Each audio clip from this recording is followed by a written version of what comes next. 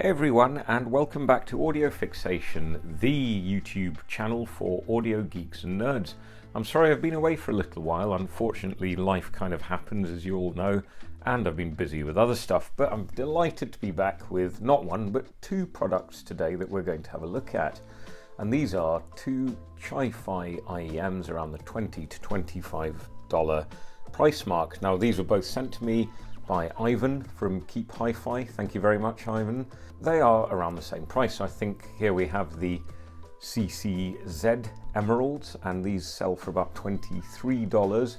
And then we've got a very similarly named, let's face it, CCA NRAs, but no, this is not subtle marketing for the National Rifle Association. So both are on the $20 to $25 mark, which puts them squarely in competition with the likes of the KZ ZSN Pro X. I'll never enjoy saying that particular name. Before we really get into the meat of it, remember these are $20 IEMs. These aren't high-end IEMs, and they're not for accurate analytical listening.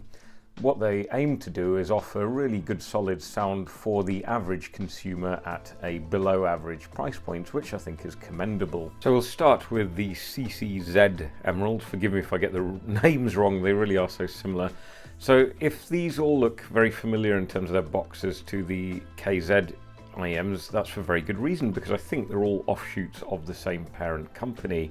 And the unboxing, I'm afraid, isn't very exciting. You can see I've already done it, but essentially in the box you get the cyborg-like eyes which house the IEMs, and you get a little box underneath which contains a cable and a selection of three fairly poor quality silicon tips. That's all you get, small, medium, large. You don't get a pouch or anything like that. Let's take a look at the IEMs themselves. Now, these are called Emeralds, and actually they come in this strange green color. I'm not sure how I feel about that.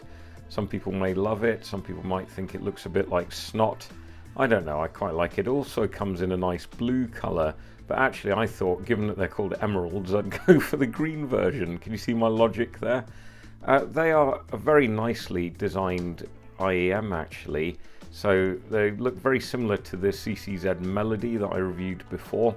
It feels nice and solid with the resin on the inside and the green faceplate. Unlike the Starfields, the paint doesn't scratch off here, it's pretty robust.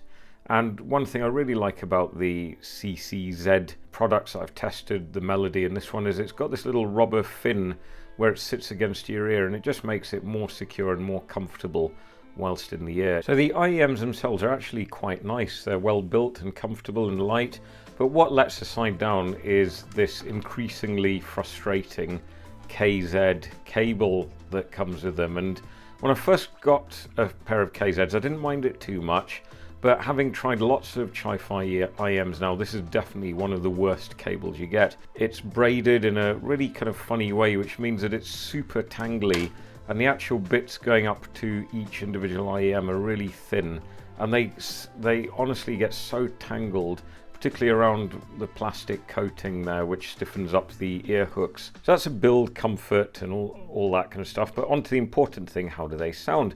Well, I think the first thing to say is they have quite a kind of a warm sound signature, and that's mainly because in terms of the bass, there's quite a lot of it there, a little bit more than I like actually, but it's not the most detailed or textured. It's reasonably fast, but it's more mid-bass bloat than anything else, I'd say.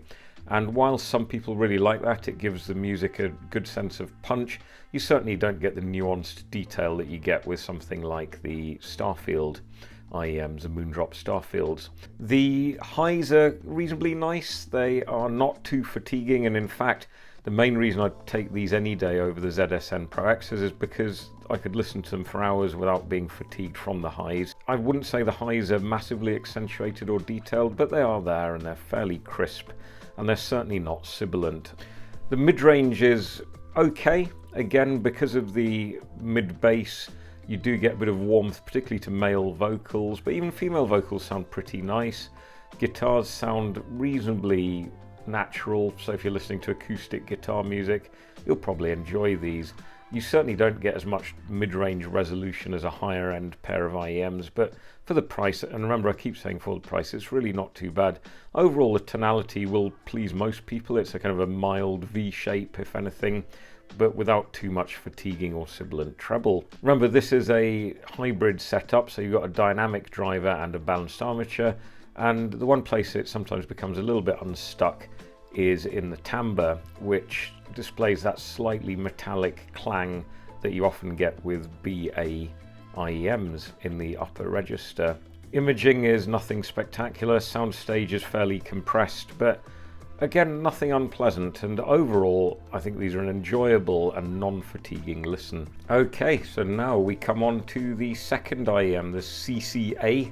Keep up guys, keep up. CCA, not CCZ NRAs. Now these two are a hybrid set of IEMs, but they're a little bit different. So instead of having a dynamic driver and a BA balanced armature driver, they've got a different kind of driver, which is apparently an electrostatic driver. Now, I don't have much experience of electrostatic headsets. I've not really heard any others, but actually digging around and looking through the literature on the web, these actually seem to have something that's called a magnetostatic rather than electrostatic driver. I'm not going to go into the technicalities here today because really I don't understand them. I need to go and do my homework a bit more, I think. But it's an alternative to the balanced armature. So once again, the dynamic driver is responsible for the low end, and the electrostatic driver is responsible for the upper mid-range and the treble. So again, in the box, I'm afraid there's not much to talk about. Again, the gaping gouged eye holes containing the IEMs, and then you get some silicon ear tips, clear silicon ear tips, and the cable. And actually, I'd like to start by saying that the cable with these IEMs is vastly improved over the CCZ Emeralds or Melodies. It's just so much stronger, and it certainly doesn't get tangled as much in your pocket. It just feels more sturdy overall.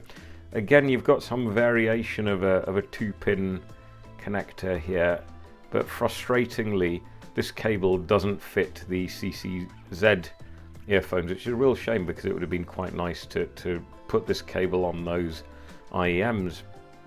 The IEM shell itself is again fairly sturdy. You've got the silvery surface here with the CCA logo in it, and then I've got this kind of quite nice bluey greeny sea green color, maybe sea blue, whichever way you call it. Silicon tips, as I say, they're a bit flimsy. Look at them there, they're not nice at all. I suspect a lot of people are going to go for aftermarket tips here. These are again quite comfortable to wear. They're not quite as comfortable as the CCZs actually, but they stand up to prolonged listening without causing any pressure points in my ears anyway. If you've seen my other videos, you'll know I've got big ears, so that's okay.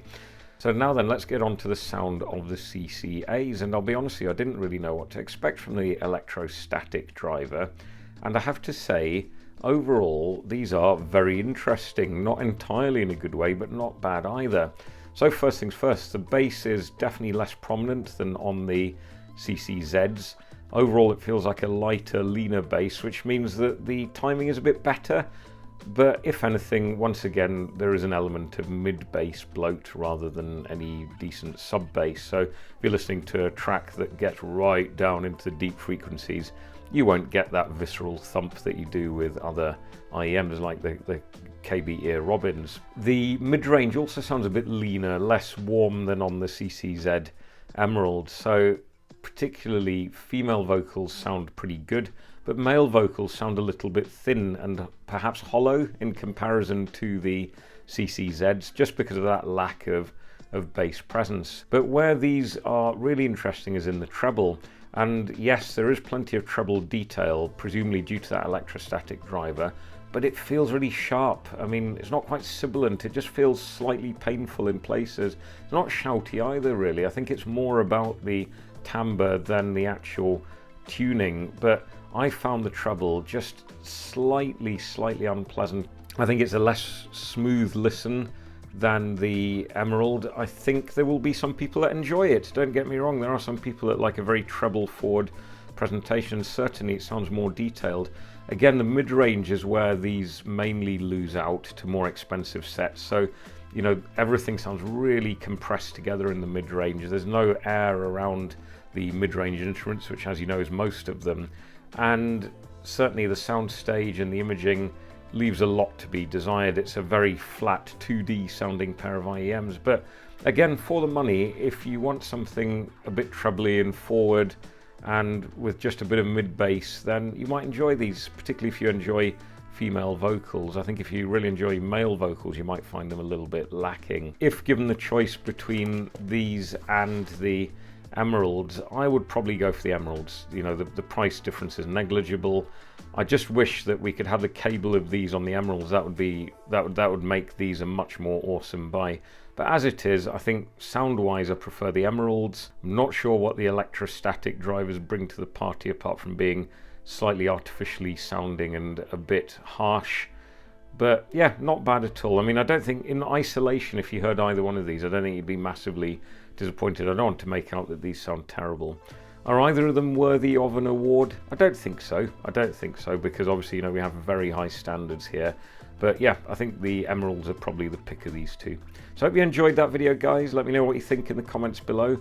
I've got a ton load of stuff to review because I've not been making videos for 3 or 4 weeks. So watch out for lots more videos coming up soon. But until then, stay safe everyone, and I'll see you soon.